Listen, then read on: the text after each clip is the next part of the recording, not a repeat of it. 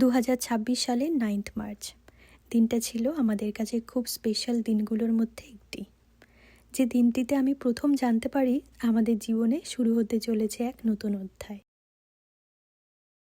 আর এই অমূল্য মুহূর্তটাকে সারা জীবনের জন্য স্মরণীয় করে রাখতে আমার হাজব্যান্ডকে দিয়েছিলাম একটা সারপ্রাইজ বক্স, যা এখন আমাদের কাছে সুন্দর এক স্মৃতি হয়ে থেকে যাবে সারা জীবনের জন্য। আর আমার আজকের ভ্লগে তারই কিছু সুন্দর ছোট মুহূর্ত আপনাদের সঙ্গে শেয়ার করব। তো 9 তারিখের এই দিনটা বাকি অন্যান্য দিনগুলোর মতন আমার কাছে একই রকম ছিল। আর এই টেস্টটা আমি করেছিলাম ওই দুপুর 1:10 নাগাদ, যখন ও ঘরে ছিল না। যদিও এটা আমাদের দুজনের একসঙ্গে করার কথা ছিল, তবুও ভেবেছিলাম ওকে আমি সারপ্রাইজ দেব, তাই আমি লুকিয়ে লুকিয়ে আগে থেকে টেস্ট করে নিচ্ছিলাম। এই সময়টাতে রেজাল্ট যদিও ধীরে ধীরে পজিটিভের দিকে এগোচ্ছিল, তবুও আমার মনে ভয়, এক্সাইটমেন্ট এগুলো একসঙ্গে কাজ করছিল। এই সময়টার ফিলিংসটা ঠিক কেমন ছিল সেটা ভাষায় প্রকাশ করা অসম্ভব। তবুও শুধু এটাই মনে হচ্ছিল, ও যদি এই মুহূর্তটাতে পাশে থাকতো তাহলে আমার আনন্দটা আরও দ্বিগুণ হয়ে যেত। যদিও এই টেস্টটা আমি একাই করব এই সিদ্ধান্তটা আমি নিয়েছিলাম, কারণ আমার উদ্দেশ্য ছিল ওকে সারপ্রাইজ দেওয়ার। আর এটা ছিল ঠিক তার পরদিন সকাল, মানে মার্চের 10 তারিখ। ওদিন আবার সকালের দিকে একটু স্নো পড়েছিল। আর এই দিনের সকালটা আমার কাছে একটু অন্যরকম ছিল। নিজেকে একটু নতুন নতুন মনে হচ্ছিল, আর নিজেকে দেখে নিজেই লজ্জা পাচ্ছিলাম। এরপর সকালের দিকে যখন ও বেরিয়ে গেল, তখন আমি ঝটপট করে আমার জলখাবারটা সেরে নিলাম। আর সেদিন বানিয়েছিলাম পনির পরাঠা, আর তার সঙ্গে নিয়েছিলাম বেশ কিছুটা দই। আরও সেদিন যেহেতু দুপুরেই ফিরে আসার কথা ছিল, তাই সকালে জলখাবার সেরে আমি আর দেরি করিনি। তাড়াহুড়ো করে চলে এসেছি আমাদের ঘরের কাছের এই মার্কেটটাতে। এখানে হেঁটে হেঁটেও আসা যায়, একদম আমাদের ঘরের পাশে। আপনাদেরকে আগেও দেখিয়েছি, ওই আসতে 2 থেকে 3 মিনিট মতন হেঁটে সময় লেগেছে। আমি ভাবলাম ঝটপট করে কি সারপ্রাইজ দেওয়া যায়, তাই আমি ছোট বাচ্চাদের জুতো খুঁজেছিলাম। এখানে খুব বেশি অপশান ছিল না, আর যাও বা ছিল সেগুলো আমার পছন্দ হচ্ছিল না। ভালো কিছু আনতে গেলে অনেক দূরের বাজারে যেতে হতো, কিন্তু সেটা তো এখন আর সম্ভব নয়। তো শেষমেশ কয়েকটা বাচ্চাদের জুতো খোঁজার পর এই জুতোটা আমার চোখে পড়েছে। এটাও যে আমার খুব পছন্দ হয়েছে সেটা না, তবু হাতের কাছে এটাই পেয়েছিলাম। যাক, শেষমেশ জুতোটা তো খুঁজে পেয়েছি, এবার ওই জামা খোঁজার পালা। জুতোটা যখন পেয়েছি তখন দেখলাম জুতোটা ছেলেদের জুতো, আর জামাটা দেখলাম মেয়েদের যে পিঙ্ক কালারের জামা হয়, এটা অনেকটাই পিঙ্ক না, অনেকটা অরেঞ্জ কালার হালকা। তো এই দুটোই আমি একসঙ্গে নিয়ে নিলাম। যদিও এগুলো তো আমি পরবর্তীকালে আর পরাবো না, শুধুমাত্র এগুলোকে সারপ্রাইজ দেওয়ার জন্য নিয়ে এসেছি। এগুলোকে বাড়িতে নিয়ে আসার পর হঠাৎ করে মাথায় এলো এটাকে ছোটোখাটো করে একটু ডেকোরেট করি, মানে কালকের ওই বিশেষ দিনটা যেমন লিখে রাখা। এরপর আমরা যে নতুন মা বাবা হতে চলেছি, এই ছোট মুহূর্তগুলোকে লেখার মাধ্যমে এখানে বাঁচিয়ে রাখি। তবে জানেন তো, এই আইডিয়াটা কিন্তু একেবারেই আমার মাথা থেকে আসেনি। আমি যখন দুপুরের দিকে প্রথম জানতে পারলাম, যেহেতু তখনও ঘরে ছিল না, তাই আমি এদিক ওদিক কিছু না বুঝতে পেরে প্রথমে আমার দিদিকে ফোন করেছি, মানে আমার পিসির মেয়ে, যে দিদি আমেরিকাতেই থাকে, আপনারা হয়তো দেখেছেন। কারণ দিদি তো এখানেই মা হয়েছে, দিদির এক্সপিরিয়েন্সও আছে। আরও আমি একটু ভয় পেয়ে গিয়েছিলাম প্রথম দিকে এটা জানার পরে, যে কি করব কি না করব, যেহেতু ও তখন ঘরে ছিল না। তাই দিদিকে ফোন করতে দিদি তো খুব আনন্দ পেয়েছে খবরটা শুনে, আর সঙ্গে আমাকে এই আইডিয়াটাও দিয়েছে।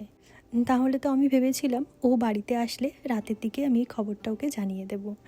তবু যেহেতু আমি জানাতে পারিনি, সেই রাত থেকে পরের দিন দুপুর অবধি খবরটা আমার পেটের ভেতরে যে আমি কীভাবে আটকে রেখেছি সেটা শুধুমাত্র আমিই জানি। তো যাই হোক, এরপরেই সব কিছুকে আমি এক এক করে গুছিয়ে নিচ্ছিলাম। আর একটা বক্স রেখেছি, এই সব কিছুকে একটা বক্সের মধ্যে ভরে তারপরেই নিয়ে যাব। আরও এর মধ্যে আমি ওকে ফোন করে বলেও রেখেছি দুপুরে যখন বাড়িতে আসবে খাবার দাবার খেয়ে একটু রেস্ট করে তারপরে আমরা বিকেলে পার্কের দিকে ঘুরতে যাব। মানে এখানেই কাছাকাছি একটা পার্ক রয়েছে, বেশি দূরে এখন আর যাব না। ওই পার্কে গিয়ে ভাবছি এই গিফটটা ওকে দেব। তো সব কিছু আমি এক এক করে গুছিয়ে নিয়েছি। আর এই ছোট্ট বক্সটার মধ্যে এই ছোট ছোট কিউট জিনিসগুলো ভালোভাবে বেশ ঢুকেও গেল। একদিকে বেশ ভালোই হয়েছে, বক্সটাও ছোট, জিনিসপত্রগুলোও ছোট ছোট। বেশি বড় হলে আবার বুঝে যাওয়ার ভয় থাকতো। এরপর আমি এটাকে আবার র্যাপ করে নিয়েছি। তো চলুন, আমার এই গিফট তো রেডি হয়ে গেছে। এরপর রীতিমতন ওর জন্য অপেক্ষা করছিলাম। তো ও চলে এসেছে দুপুরের দিকে, আর এদিকে দুপুরের খাবার দাবার আমরা খেয়ে নিয়েছি। তারপর একটু রেস্ট করে এখন এই বিকেলের দিকে আমরা বেরোচ্ছি পার্কে যাওয়ার জন্য। এই মুহূর্তটা আনন্দের পাশাপাশি আমার কাছে যে কতটা কষ্টকর ছিল, আমি তো শুধু মুচকি মুচকি হেসেই যাচ্ছিলাম। এত সুন্দর একটা খবর ও আমার পাশে থাকার সত্ত্বেও আমি ওকে বলতে পারছিলাম না। আর এদিকে টেনশানে আমি ঘেমে যাচ্ছিলাম প্রচুর পরিমাণে, আর খুব নার্ভাস ছিলাম সেই সময় যে ওকে আমি কিভাবে সারপ্রাইজটা দেবো। আর এই বক্সটা যখন আমি নিয়ে এসেছি, ও তখন বুঝতেও পারেনি। ওকে বলেছিলাম আমি আমার ভ্লগিংয়ের জন্য শ্যুট করব, তাই আমি বক্সটা নিয়ে যাচ্ছি, যেহেতু পার্কে যাচ্ছি। আর ও আমার কথা সেটাই বিশ্বাস করেছিল। তো চলুন, ফাইনালি আমরা পার্কে চলে এসেছি।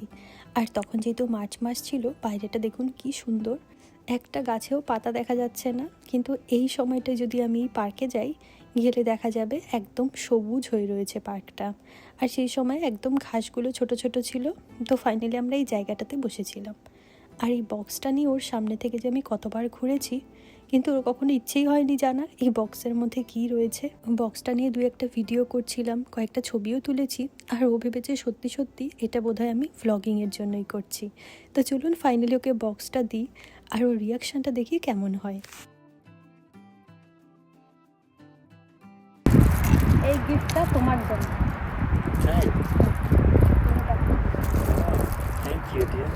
দেখো কি আছে।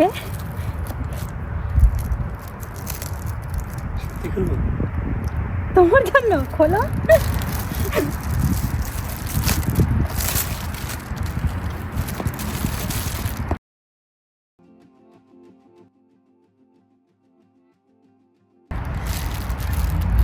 দেখো দেখো, আরে বাকিগুলো দেখো।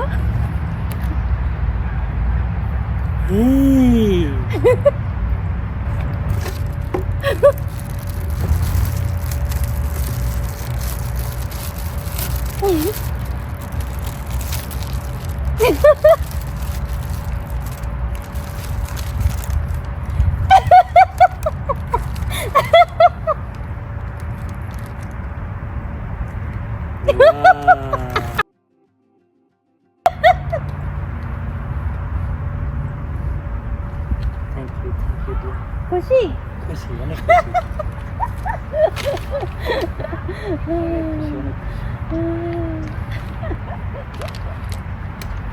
অনেক খুশি। কখন করেছে এটা?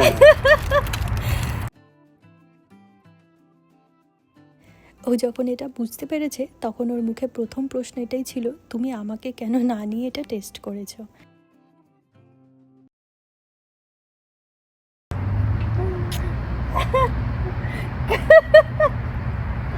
কেমন, ভালো লেগেছে গিফটটা?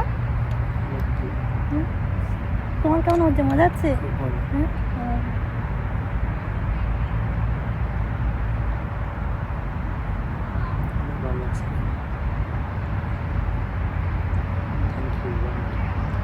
আমাদের যেহেতু এটা প্ল্যান বেবি, তো আমরা দুজনেই জানতাম এমন কিছু একটা ঘটতে চলেছে, শুধু ও কনফার্ম ছিল না। তাই যখন ও প্রথম জুতোটা আর জামাটা দেখেছে, তখনও ভেবেছে আমাদের তো বেবি হবে, সেই জন্য হয়তো ও এইগুলো ছোট ছোট জিনিস কিনে রেখেছে। ও সেটাই ভেবেছিল, কিন্তু এরকম যে সত্যি কনফার্ম হয়েছে সেটা না সত্যিও বুঝতে পারেনি তখনও।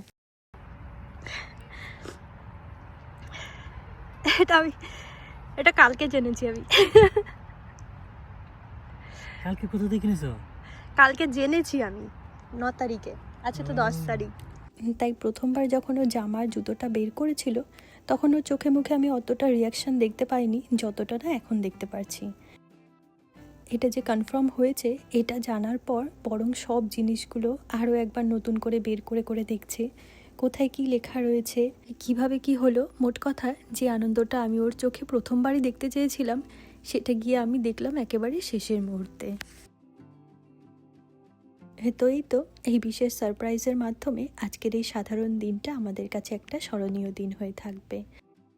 এরপর এই প্রকৃতির নিয়মে দিন পাল্টাবে, সময় বদলাবে, তবু এই সুন্দর স্মৃতিটুকু সারা জীবন আমাদের কাছে থেকে যাবে।